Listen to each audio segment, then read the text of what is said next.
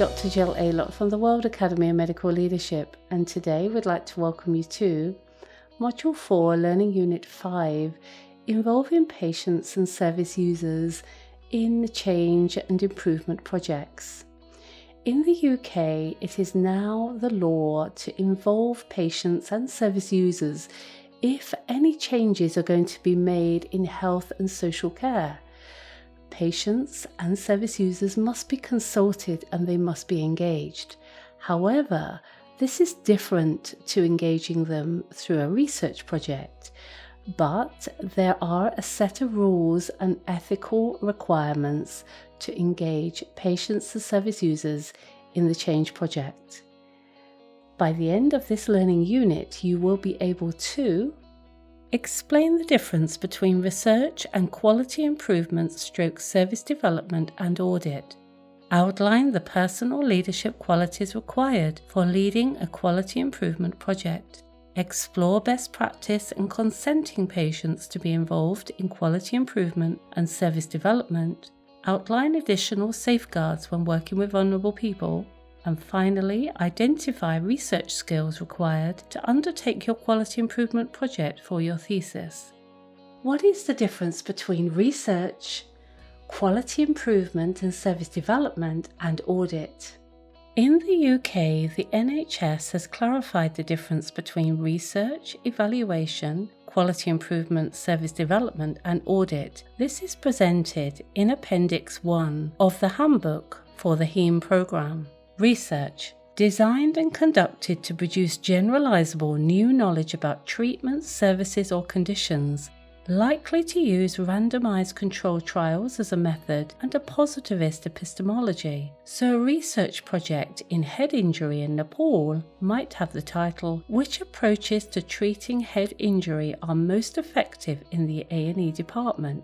If you are doing a quality improvement / service development project, all doctors now need to undertake a quality improvement project, and they'll need to develop their research skills to undertake this project. These skills will explore best practice in engaging patients through participatory research methodologies and likely to use a mixed methods approach. Patients and service users will be involved in these projects as they are important stakeholders. So a title for a quality improvement / service development project may be a quality improvement project to improve the experience of patients through a head injury pathway in A&E. Finally, audit. Audit measures the performance of an aspect of activity in the department. A question for an audit in head injury would be, how well does the A&E department perform against the RChem head injury checklist?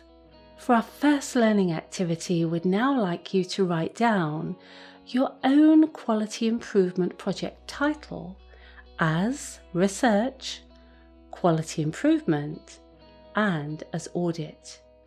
Now turn to the person sitting next to you and discuss the difference of use of words in these titles. Our next section is that we'd now like to explore the qualities of somebody who is going to undertake quality improvement projects, but in a most professional way of engaging service users and patients. What qualities do you need to have to undertake inquiry? When studying to become a doctor, you are schooled in the Hippocratic Oath. In addition to this, for your quality improvement project, you'll need to develop research skills and you'll need to have the following qualities. Honesty. Be open and honest at all times and communicate through a steering group or a governance group about the progress and challenges of your project. Rigor. You must explore all data and ensure your study is robust and defendable. Transparency and open communication. Check to see there are no conflicts of interest and communicate openly to all. Try to avoid relationships with family members when you are seeking feedback on your service. Accountability. You are accountable to keep people's data safe and to store it appropriately. Pay heed to confidentiality and don't share information about people with others unless this was consented to. Ethical behavior. Always act in a way where you uphold professional standards at all time, inclusive of equality and diversity.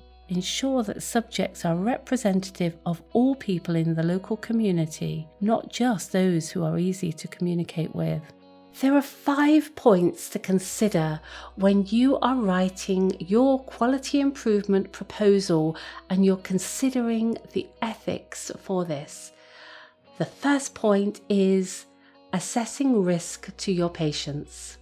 Some patients may be at risk from potential physical or psychological harm or distress by engaging with you for your quality improvement project. You will need to assess any risk to patients. If there is a risk, this does not mean they will be excluded from your project. Instead, you will need to put mechanisms in place to reduce the risk. For example, you could stop the interview at any time and ask the person if they would like to have a break. Point 2.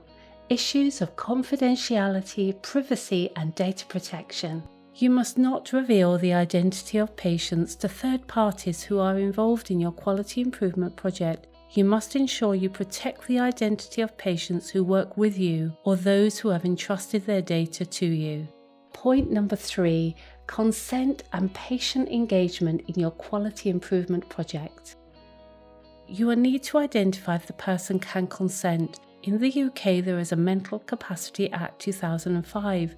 The Mental Capacity Act states, assume a person has the capacity to make a decision about themselves unless it is proved otherwise. Wherever possible, help people make their own decisions.